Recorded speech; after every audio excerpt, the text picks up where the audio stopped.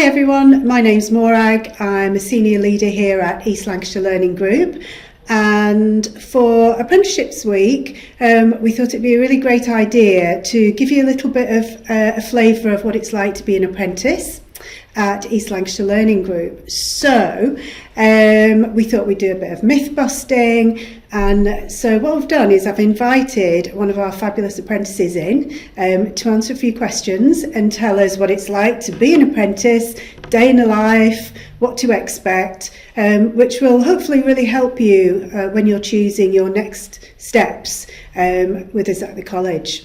So without further ado, welcome to Will. And I'm going to be asking Will a few questions, hopefully getting a few insights into his life as an apprentice with William Blythe. Is that right? Yeah, that's correct. Great. Welcome. Thank you. Okay, so could you first of all tell us a little bit about casting your mind back to year 11, and you know you've got GCSEs coming up and you're thinking about all of that stuff and you're thinking about your next steps. Tell me what you were thinking and feeling at that point. Yeah, so back into year 11, I didn't really know what I wanted to do, and I think that's the same with a lot of people. You know, they're undecided on what they want to do in year 11. You're only 15 and 16, you don't have everything planned out, and I don't think anyone should at that age. But first of all, I sort of went to the A-levels route because that was where my teachers directed me. I got quite good grades, I come out with 7s and 8s, so all my teachers said A-levels were for me. I got there and they wasn't. I didn't like spending my time in a classroom, I didn't like sitting down all the time, I liked hands-on work. And another thing, I wasn't earning either, which was a big thing for me. I wanted the money side of it. So that's where I kind of come to an apprenticeship, and I come to Nelson College at the end of August, so all the apprenticeship scheme had already started. They were starting the week after I come to college, and I saw Chris Precious, and he was like, I'll give you a ring when you get home. So I just thought, I've been turned away, I won't get anything. Got home about an hour later, he gave me a ring and he was like, I've got 2 companies who are looking for someone. Asked me loads of questions, he said you're the right fit, got me the interview. And then within a week I had the job and I started here, so it was all a quick process, and due to Chris it was all made so easy for me. Yeah. Amazing. So that all sounds like a bit of a whirlwind. Yeah. So what happened next then? You were told that you'd got your apprenticeship. Tell me about your first day. What was that like? Yeah, so I was a bit nervous. I'm a confident person, but I was still a little bit nervous. You know, it's new people, it's new beginnings. I didn't know what to expect. But as soon as I got here, I had my induction and everyone was so friendly. Everyone showed me where to go. Everyone showed me the things online that we have to do as an apprentice. Showed me the workshop. I was shown all the tutors. They all introduced me to themselves. And I came a week late, so it was even more nerve-wracking because everyone already knew each other, but I didn't. So I come in and everyone in the class was so welcoming. You know, they all asked my name, what I do. I introduced myself, and now I've made some mates that I'll forever keep because, you know, we're doing things outside of college now. We're going on days out, nice days out playing golf, going for food and things like that. So you really build some good friendships while you're at work as well. Brilliant. So Will, what year are you in on your apprenticeship? So I'm a first year. Your first year, and how long is your apprenticeship? 4 years old. 4 years, okay, so early days, but tell me your biggest challenges, biggest wins so far. Yeah, so in college I've been on a couple of blocks so far. I've done MIG welding, which was very good, but also there were a lot of challenges involved. I had sheet metal, which were nice because it was very hands-on, but again, measurements and getting them all right, everything to fit together were a big challenge. And then right now I'm on stick welding, which is really hard, but it's very rewarding once you get it right because you know that you're doing something that's really hard, and once completed it's nice. So I've had a lot of endpoint assessments, so once they've been completed, they've been some of my biggest wins. I welded a bracket together for my MIG welding. I completed a toolbox and a chimenea for my sheet metal, and that's something that I can bring home now, so I can use it at my house, which is really nice in the garden. And then for stick welding I'm doing the same bracket again, but obviously a different type of welding, so different challenges. And then when I've gone into work, when colleges have been off, I've been put on a project to repair 2 pumps. So I took 2 pumps out of a chemical engineering sort of plant, because that's the firm I sort of work at. So I took 2 pumps out, I stripped them down, and now I'm on to repairing them using one on the pump and then using one as a spare. So that's going to be my next biggest sort of win. But there's a lot of challenges that come along with that. You know, I've had to order new parts in, new bearings, new mechanical seals because they've all rusted and everything. But I'm excited to see what it brings in the future. Amazing. So you're able to apply what you're learning at college in the workplace as well? Yeah, so I welded on one of the pumps, all the bottom was rusted. So I welded a big metal plate onto the bottom, so it just correlated straight from college into work. So it was really handy for me in that aspect. Fantastic. So what I want to do now is just ask you a few common questions that I think the people who are watching this might want to know about. Yeah. So I'm going to ask you firstly, what is an apprenticeship? So an apprenticeship is somewhere where you come to work for quite a few years and you get the experience in that job. You learn at college, but whilst you're learning, the biggest thing about it is you're earning money, so you're getting paid a wage, which is always nice when you're younger. We've got a lot of expenses, we've got cars, you know, if you like to go out and do things, exciting things, that's an expense. So it's nice to earn money all the time. But an apprenticeship comes with a lot of skills. You know, I've developed to be punctual and be on time a lot, because obviously you have to be here all the time, you're a job and you're employed. I've learned to be disciplined as well, because I'm resilient really, because at times there is a lot of challenges and you've got to learn to be able to push through them really and find solutions, which also leads to problem solving and things like that. So you develop a lot of skills as an apprentice, and also a lot of people skills. So like I said, when I was in on my first day I was a bit nervous, but now you get speaking to people and it's like I've made some really good friends, so you start interacting with people more.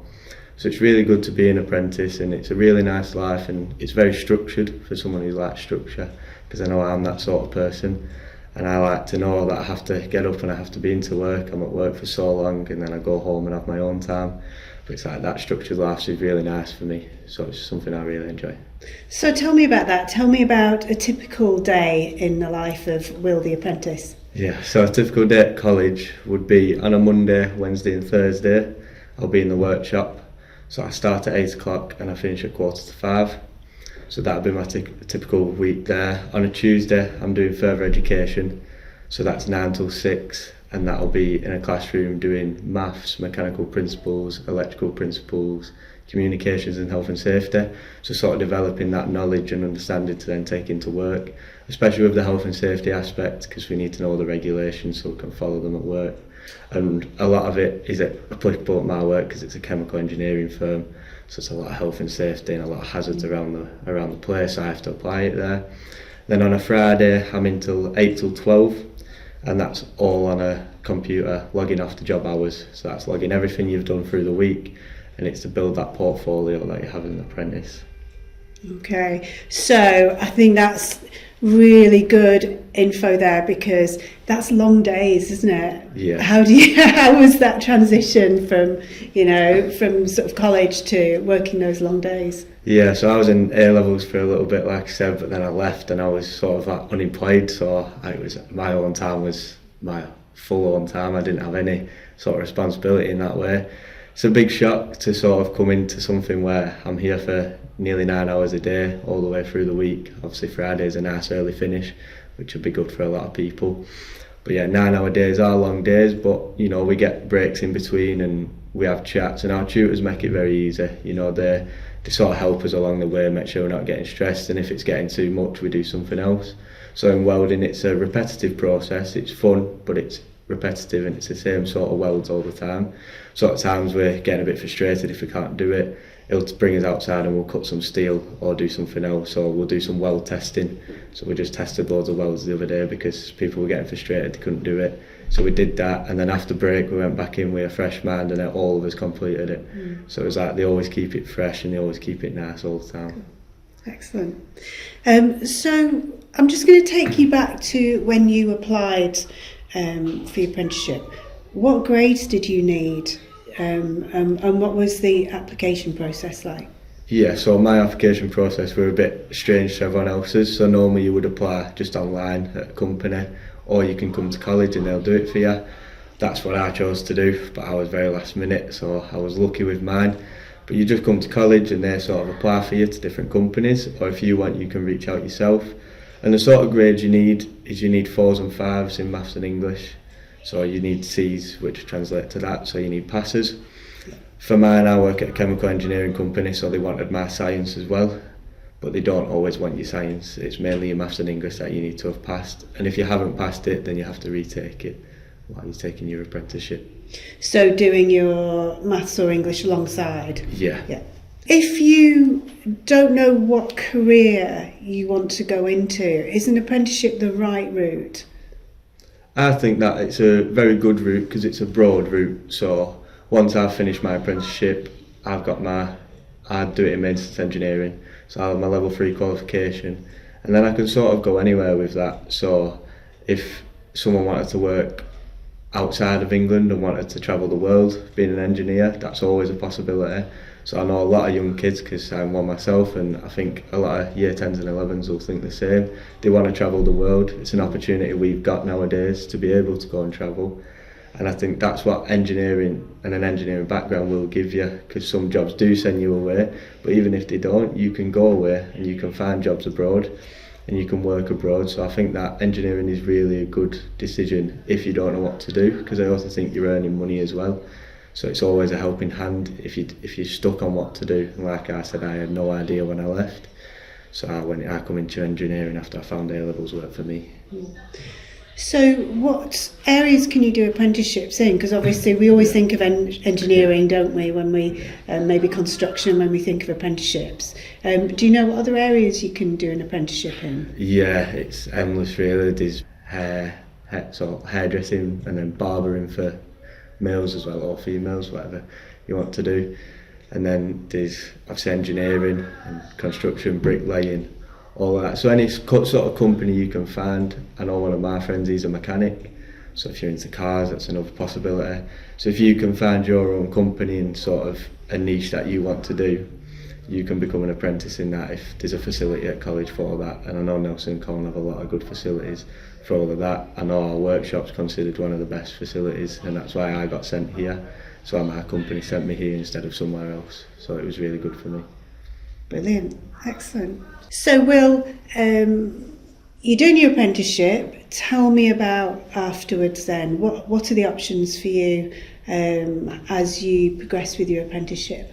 Yeah, so I think there's a lot of options once you've finished it, and I think this is why it's another good choice for people who are stuck on what to do.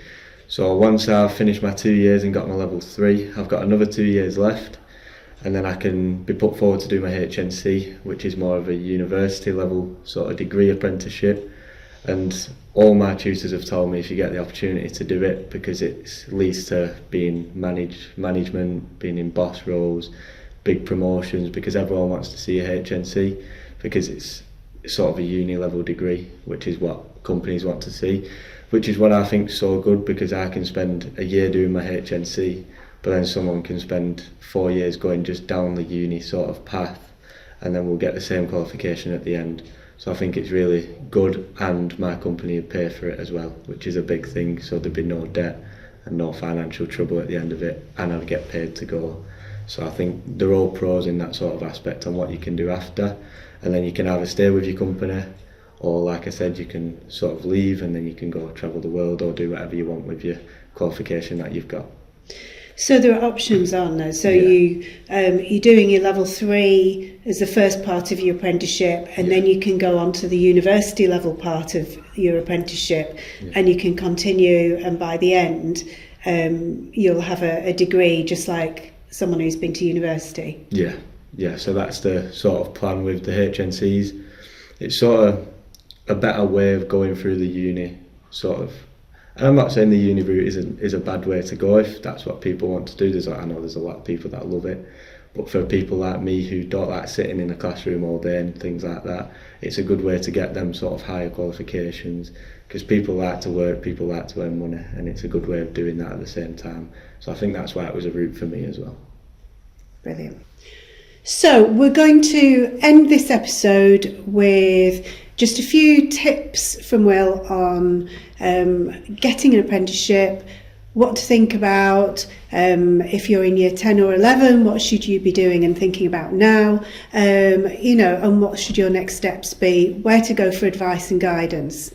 So Will, tell me, what advice would you give to any year 10 or 11 pupil who's thinking about the next steps now? Any tips? Yeah, I think the main thing for me is focus on your GCSEs. I think that's a big thing. You've got to have fun as well, and you've got to make sure your mind's good and everything, and have fun at school with your friends. But I think you've got to focus on your GCSEs because it opens up every single door then.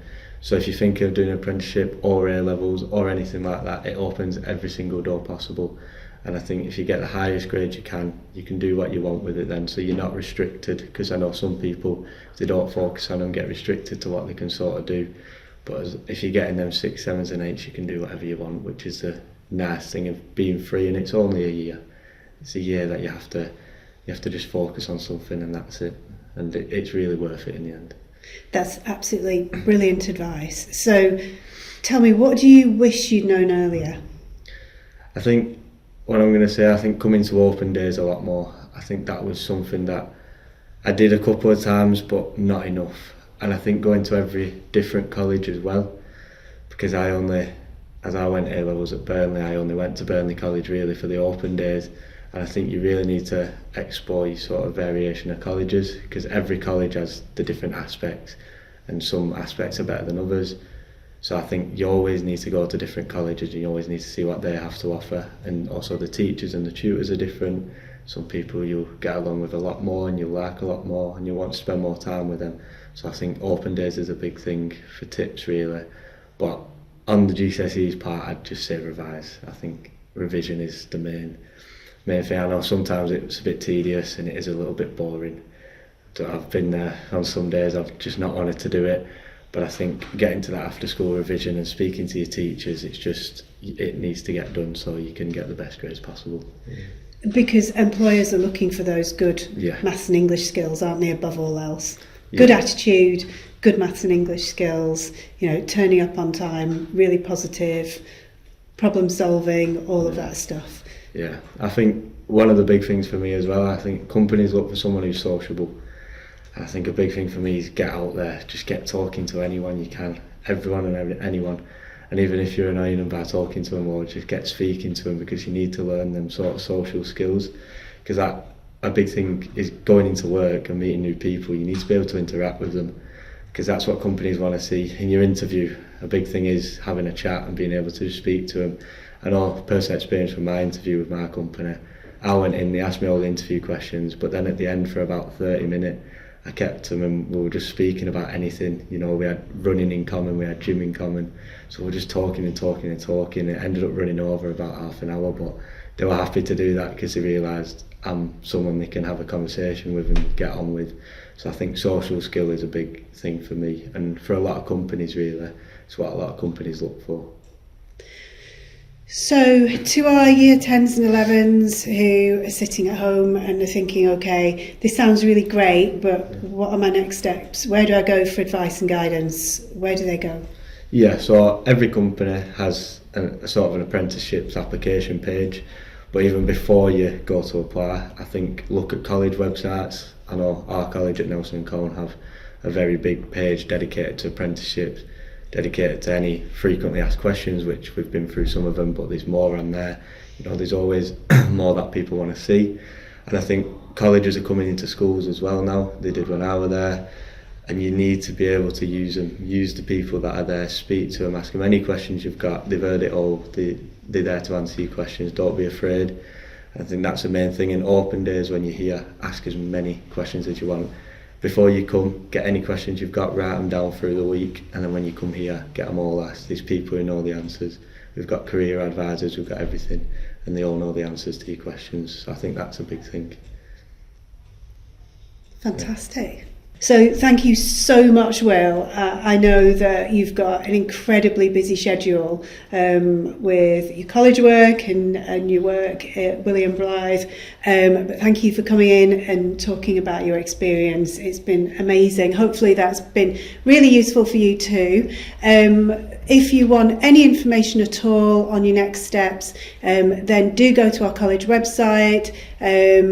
and just ask questions. You know, we're happy to talk to you and provide signposting, advice and guidance. And I think you can tell from, you know, Will talking about his experience of an apprenticeship, it's a really great option. There's more than one route after school, so do explore all the opportunities. We have something here for you.